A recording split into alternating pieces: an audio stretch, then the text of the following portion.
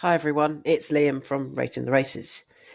So we're going to have a look at three more columns, which are over on the far right hand side of the web ratings.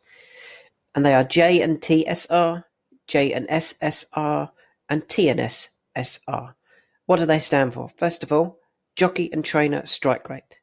So this is the strike rate when the jockey and trainer team up together. So you can see, for example, Harry Bentley and Hugo Palmer have a very good record together, and that was only enhanced on Saturday when they won the Northumberland Plate at Newcastle. But you'll also see that there are some strike rates that are lower. For example, this one here, David Probert with Ian Williams. That's not the best strike rate at 6.25%. There's a 0% here, it's 0 from 1. So you've always got to look at the percentages as well to see what the data set is from. As it could be 0 from 1, it could be 0 from 100. Obviously 0 from 100 is more statistically relevant than a 0 from 1 0% strike rate. So sometimes you'll see that the jockey and trainer have a really high strike rate together, suggesting that that trainer may use that jockey when he has a really good chance. He's got quite good. Who's that? That's David Allen with Tim Easterby. Obviously, they land some big price winners together. So it's always something to definitely have a look at a lot over on the right hand side here. Jockey and trainer strike rate. The next column along is jockey and sire strike rate. And this is important because sometimes the jockeys have different styles that they ride well, such as Jamie Spencer, for example. He's very good at holding a horse up and waiting and coming through late, a bit like Richard Hughes used to do. I'm trying to think of some other jockeys. Richard Hughes, obviously, his rides on Soul Power. Jamie Spencer's probably the one now, as I said. Whereas you'll get other jockeys like Sylvester de Souza, Tom Marquand to a degree, who are really strong. They just keep riding, and they get as much out of their horse as they can. However, that style of ride may not be as effective on a horse that just quickens, rather than a horse that continually finds more. And that's very much in the sire progeny.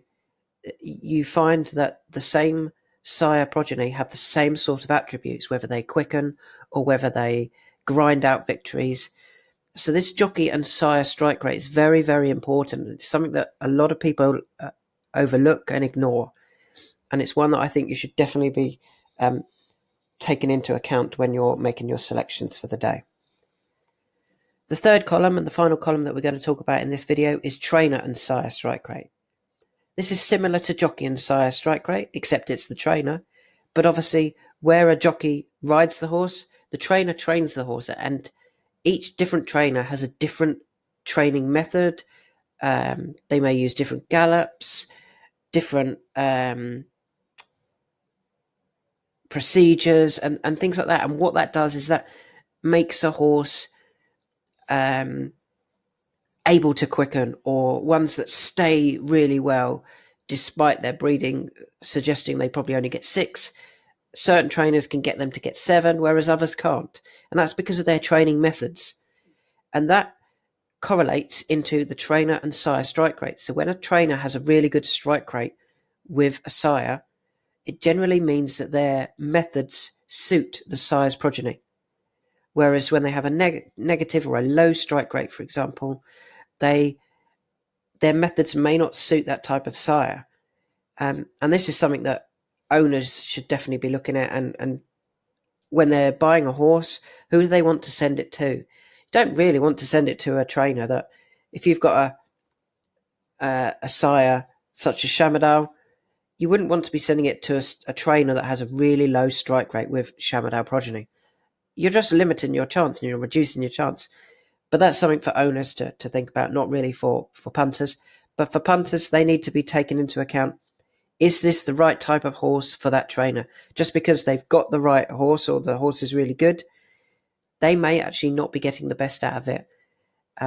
So that's just something to have a look at. So that's 3 more columns. There is a final column on the end here, which is our combined AE, which is combined actual over expected, rating your races unique column. This is something that we do, and we have written a blog post about this and a video already, so I won't go over that again. So that's all of the columns explained, and hopefully you'll have learnt about some new columns that you didn't know what they were, and also had more explanation of those ones that you felt you did understand. Any questions, do get in touch. Let me know what you think. Any columns that you would like to see added, let us know again.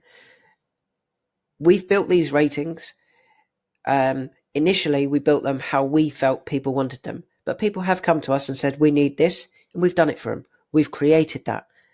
We are soon to be creating new updates for the ratings with new columns, new features, and we want to know what you want. This is our service, but you, the members, are very, very important in what goes on and what doesn't appear on the ratings. So do let us know.